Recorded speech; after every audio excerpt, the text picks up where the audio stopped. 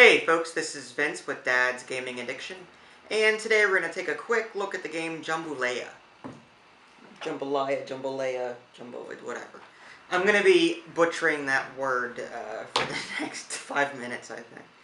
Jumbulaya is a word game for 2 to 4 players, ages 13 and up. And basically in this game, players are going to be trying to earn points by forming words and claiming rows. Let's just take a quick look at what comes with the game and how it's played. Okay, and these are the basic components that come with the game. You've got a red bag here, which basically holds these letter tiles. You've got different colored cubes. They are designed to fit along the left-hand side of the board like so. You've got tile racks, basically to hold tiles. One is given each player at the beginning of the game. And finally, you have a timer, which basically speeds players along during their turn.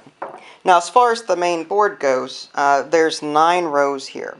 And at the start of the game, before anything happens, 27 random tiles will be drawn from the bag and placed randomly along these 3 center squares. You'll be able to identify them because they'll be colored differently than these red tiles, or these red spaces. Basically, on a player's turn, what they're going to do is they're going to take a look at the board, pick a row, and try and form a word there. And they'll be able to do that in 5 different ways. They'll be able to add tiles, either 1 or 2, from their hand onto the board to form a word. In this example, let's say player 1 or whoever had this L in their tile rack. Adding this L to roll would form a new word. Now, whenever a player forms a new word, they'll place whatever color they are, their cube, into this row. And this factors in during endgame scoring. The second thing a player can do on their turn is add and shuffle. Now, as an example, the second word, A-E-R, I have a D here. So technically, I could form the word read. So I'm going to add and shuffle. Again, you're limited to up to 2 tiles doing this. So I'm going to shuffle these around and add a tile. So R-E-A-D. Like so. And that would be legal. And again, the player placing that would place a cube in that row. The third action a player can take is trade. Instead of actually adding a tile from their hand and putting it onto the board, they can just simply replace one that's already in existence, put that into their hand, and then replace that tile with something from their hand. Again, players are limited to up to 2 tiles in doing this. Alright, and again, after placing that word, they would put a cube next to that row. The fourth action a player can do is trade and shuffle. Now, let's take a look at this. E-U-S. Trade and shuffle. Well, in this case, let's take the letters J and M. That would actually form the word gem if I could trade the S and the U and then shuffle the E around. And then I could add my J and M. Alright, and that would be legal, and again, that player would put a cube next to that row. Now, the final action a player can take is basically a combination of all 3, add, trade, and shuffle. Let's take this one, for example. The M and the U, let's keep that. Let's switch out the L and the Y. Let's trade that for L. Now I have an E over here. Now I can add and shuffle this to become mule. And likewise, I would then put a cube there.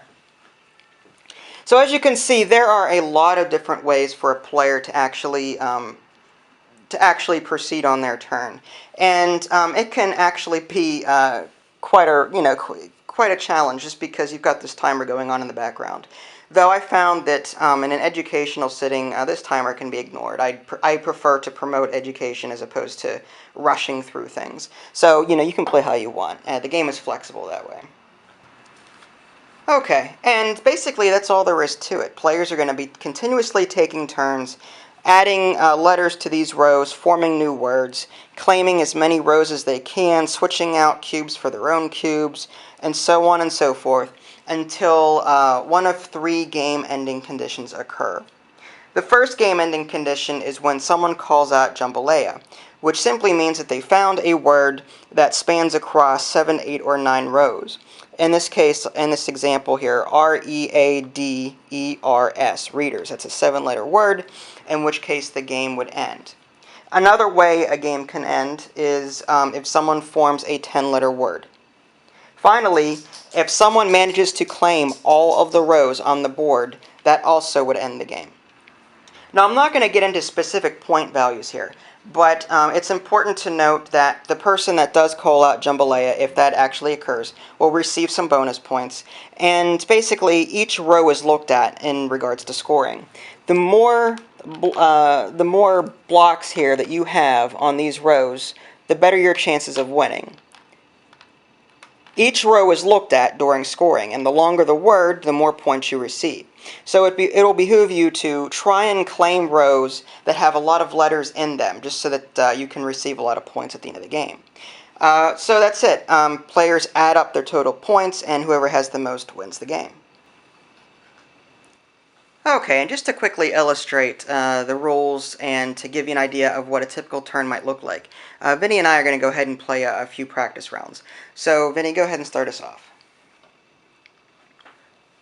It looks like he's concentrating on the second row. He's trading out a tile, R for C, and now he's moving stuff around. That's shuffling. MEC. H, mech. Okay, so he added, traded, and shuffled during that round. Alright, and because that was a legal word, he gets to put a cube there. Alright, now, I didn't even look at my tiles yet. Each player starts with 5 in case I didn't mention that. Oh dear. Alright, well let's go ahead and just form the word racer. Now, points aren't actually awarded during the game. All of the points are awarded at the game's end. So what players are going to be trying to do is claim as many tiles or as many rows as possible and come up with difficult words so that their opponents can't steal that row away from them.